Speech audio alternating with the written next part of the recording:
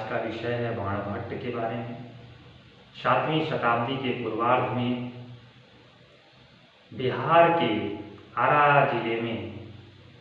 प्रतिकोट नामक स्थान पर जन्मे वत्सवर्णीय ब्राह्मण परिवार का यह बालक अद्भुत लेखन कला का धनी था। संस्कृत के विद्वान थे। इन्होंने हर्षचरित, कादंबरी, पार्वती परिणय, मुकुट ताड़ितकम और चंडी शतक नामक महत्वपूर्ण रचनाओं को पूर्ण किया। हालांकि कादंबरी को इन्होंने लिखा, किंतु पूर्ण होने से पहले ही, कादंबरी पूर्ण होने से पूर्व ही इनकी मृत्यु हो जाती है। तब इनके पुत्र पुलिन भट्ट के द्वारा इसे पूर्ण किया गया और कादंबरी को विश्व का प्रथम उपन्यास होने का भी गौरव प्राप्त है। जबकि हर्षचरित एक आख्यायिका है जो कि ऐतिहासिक विषय पर लिखी गई प्रथम सफलतम प्रयास है,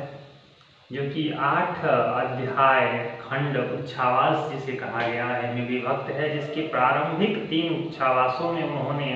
अपनी आत्मकथा लिखी है। जबकि हरियाणा के थानेश्वर में स्थापित 7वीं शताब्दी के पूर्वार्ध में उस वर्धन वंश के इतिहास का वर्णन आगे के उच्छावासों में किया है, जिसकी स्थापना पुष्यभूति के द्वारा किया जाता है, जिसमें आगे प्रभाकर वर्मन और उनके पुत्र राजवर्धन, पुत्री राजश्री और वर्धन वंश के सबसे प्रतापी शासक हर्षवर्धन के बारे में वर्णन है। और खास तौर पे हर्षवर्धन के समय के साथ उनकी राजनीतिक, आर्थिक, सामाजिक जीवन का वर्णन होने के साथ इस रचना का नाम हर्षचरित पड़ता है। इस हर्षचरित के ही माध्यम से उन्होंने उस वंश के बारे में तमाम सारे वर्णन किए हैं, जिसमें उन्होंने बताया है कि राजश्री का विवाह कन्नौज के नरेश ग्रहवर्मा के साथ हो जाता है, जिनकी हत्या मालवा नरेश एवं गौड़ नरेश सदान के द्वारा कर दिए जाने के उपरांत राजश्री वनगमन कर लेती है और आत्मदाह को तैयार हो जाती है, जिसके बाद राज्यवर्धन जो कि बड़ा भाई है वह बदला लेने के लिए जाता है, मालवा नरेश को पराजित भी करते हैं, किंतु बाद में छलपूर्वक उनकी हत्या कर दिए जाने के उपरांत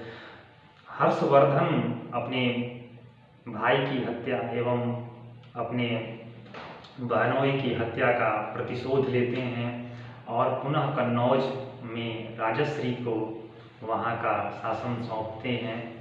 इस तमाम पहलुओं पर इस हर्षचरित में उस समय के तत्कालीन परिवेश,